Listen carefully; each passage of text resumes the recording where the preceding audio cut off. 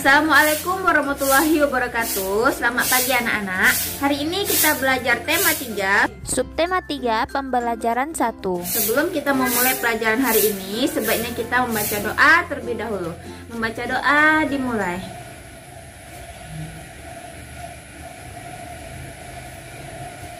Baca doa selesai.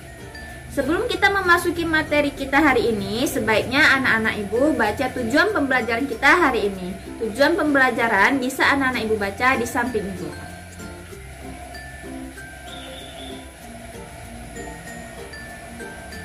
Sudah dibaca anak-anak? Baiklah, materi kita hari ini adalah Pembelajaran 1. Kita sudah mempelajari tokoh-tokoh dunia dengan penemuannya. Lalu, sikap-sikap seperti apakah yang harus dimiliki untuk menjadi seorang penemu? Ayo kita belajar dari Pak Habibie. Ayo membaca biografi tentang perjalanan hidup Bapak Habibie berikut ini. Disiplin dan kerja keras awal dari sebuah inovasi yang cemerlang. Profesor Dr. Ing Baharudin Yusuf Habibie adalah Presiden ketiga RI yang menjadi kebanggaan bangsa Indonesia. Beliau dilahirkan di Parepare, Sulawesi Selatan tanggal 25 Juni tahun 1936. Masa kecil Habibie dilalui di Parepare. Sikap hidup disiplin dan kerja keras telah ditunjukkan Habibie sejak kanak-kanak. Ia memiliki semangat tinggi pada ilmu pengetahuan dan teknologi. Ia melanjutkan SMA di Bandung dan prestasinya selalu menonjol, terutama pada pelajaran IPA dan matematika. Perjuangan keras di perantauan.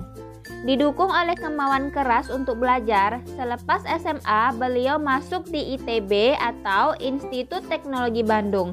Kemudian mendapatkan beasiswa untuk melanjutkan kuliah di Jerman jurusan konstruksi pesawat terbang. Ia bertekad bulat untuk bekerja keras dan harus sukses. Habibie selalu menggunakan musim liburannya dengan bekerja mencari uang untuk membeli buku sebagai pendukung sekolahnya. Tahun 1960, Habibie mendapat gelar Diploma Ing di Jerman dengan nilai sempurna.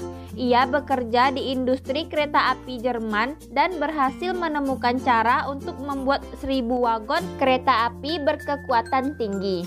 Di pagi buta, Habibie harus berjalan kaki cepat ke tempat kerja yang jauh untuk menghemat kebutuhan hidup. Kemudian pulang pada malam hari dan belajar untuk kuliahnya.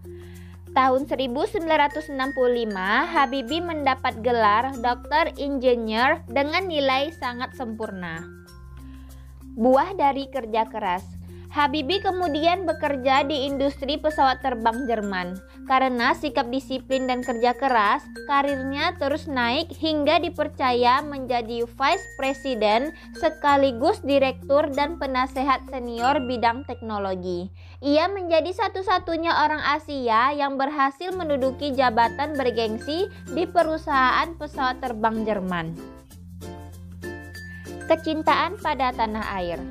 Tahun 1968, Habibie mengundang 40 insinyur Indonesia untuk bekerja di Jerman guna mempersiapkan keterampilan dan pengalaman mereka dalam membuat produk industri dirgantara, maritim, dan darat di tanah air.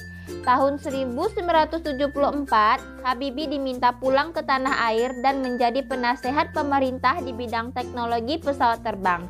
Ia menjadi negara riset dan teknologi hingga menjadi wakil presiden dan presiden RI ketiga.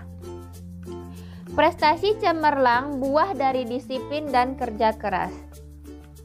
Habibie menyumbang berbagai penemuan dan sejumlah teori di bidang konstruksi pesawat terbang seperti Habibie Factor, Habibie Theorem, dan Habibie Method yang dipakai oleh universitas di seluruh dunia. Ia dijuluki sebagai Mr. Crack karena menemukan rumus untuk menghitung cacat badan pesawat terbang. Ia juga menerima banyak penghargaan dan prestasinya diakui berbagai lembaga internasional seperti di Jerman, Inggris, Swedia, Prancis, dan Amerika Serikat, serta menerima penghargaan yang hampir setara dengan hadiah Nobel. Habibie, Bapak Teknologi Indonesia. Tahun 1976, Habibie mendirikan industri pesawat terbang pertama di kawasan Asia Tenggara, yaitu PT Nurtonio dan industri strategis lainnya. Industri binaannya berhasil memproduksi pesawat terbang, helikopter, senjata, amunisi, kapal, tank, panser, water cannon, kendaraan RPPM, kendaraan tempur, dan masih banyak lagi baik untuk keperluan sipil maupun militer. Di tingkat dunia, Habibie terlibat dalam berbagai proyek desain dan konstruksi pesawat terbang seperti Fokker, pesawat angkut militer, jet eksekutif, Airbus, pesawat angkut dengan teknologi mendarat dan lepas landas secara vertikal, CN-235 dan CN-250. Selain itu, Habibie secara tidak langsung ikut terlibat dalam proyek perhitungan dan desain helikopter, pesawat tempur multifungsi, beberapa peluru kendali, dan satelit di tingkat dunia. Wah, sangat hebat ya anak-anak Bapak Habibie ini. Kita sebagai penerusnya sangat patut mencontoh Bapak Habibie ini. Sekarang marilah kita jawab pertanyaan pada halaman 115 di buku siswa. Pertanyaan nomor 1, apa topik masalah dari teks tersebut? Topik masalahnya adalah disiplin dan kerja keras awal dari sebuah inovasi yang cemerlang, dicontohkan oleh Profesor Dr. Ing Baharudin Yusuf Habibie. Nomor 2, apakah teks tersebut adalah jenis teks eksplanasi ilmiah? Jelaskan dan berikan contoh. Bukan, karena teks tersebut berisi rentetan peristiwa penting dari seorang tokoh. Hal ini ditunjukkan pada paragraf 2-6 yang berisi cerita masa kecil B.J. Habibie hingga menjadi Bapak Teknologi Indonesia. Pertanyaan nomor 3, apa pesan yang ingin disampaikan penulis melalui teks tersebut? Kunci sukses dari B.J. Habibie adalah disiplin, semangat yang tinggi, dan kerja keras. Pada pembelajaran sebelumnya, kita telah mempelajari teks eksplanasi. Pada cerita pensil si kecil yang amat penting, ini ada beberapa kata yang bercetak miring. Nah, sekarang kita bahas dulu dan jawab pertanyaan dari soal-soal halaman 115. Nomor 1, apakah kosakata tersebut telah sesuai dengan PUEBI? Jelaskan alasannya.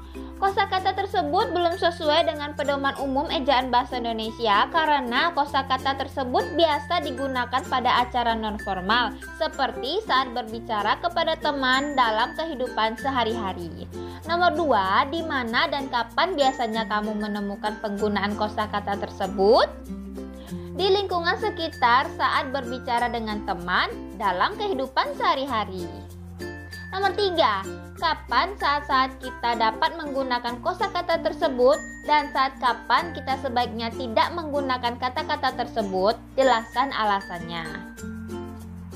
Kita dapat menggunakan kosakata tersebut saat berbicara dengan teman dalam kehidupan sehari-hari.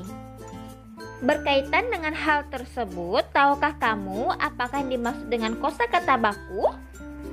Kosakata baku adalah kosakata yang penulisannya telah sesuai dengan Pedoman Umum Ejaan Bahasa Indonesia atau PUEBI.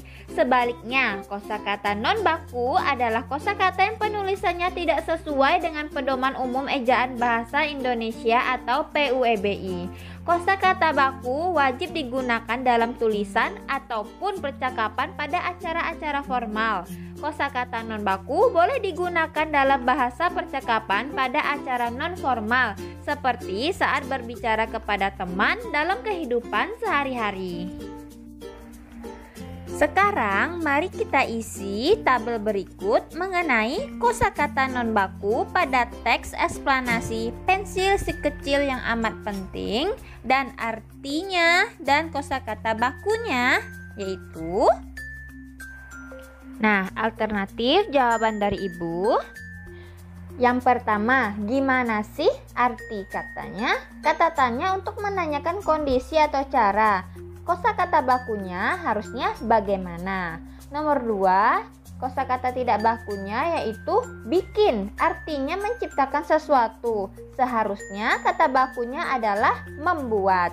Nomor 3, non bakunya adalah modern, artinya sesuatu yang terkini.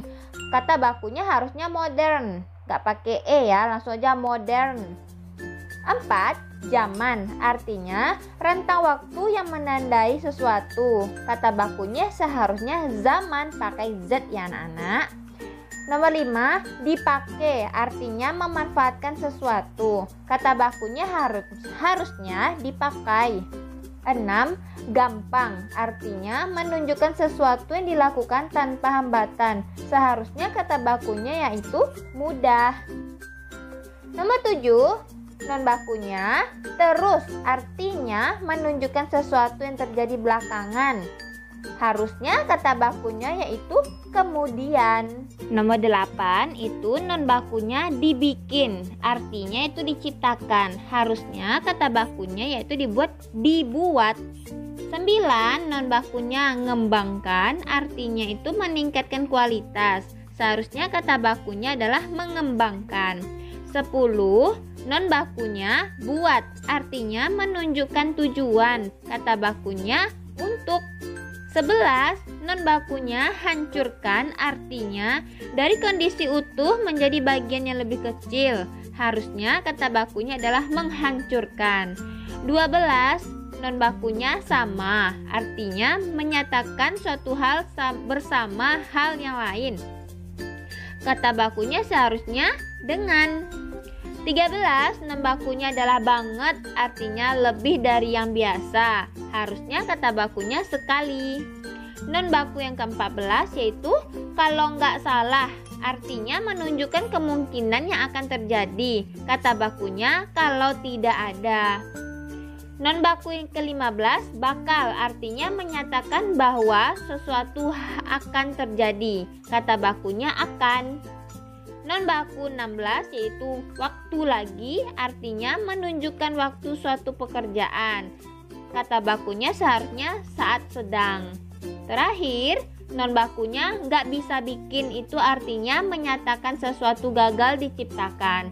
Seharusnya kata bakunya tidak bisa membuat.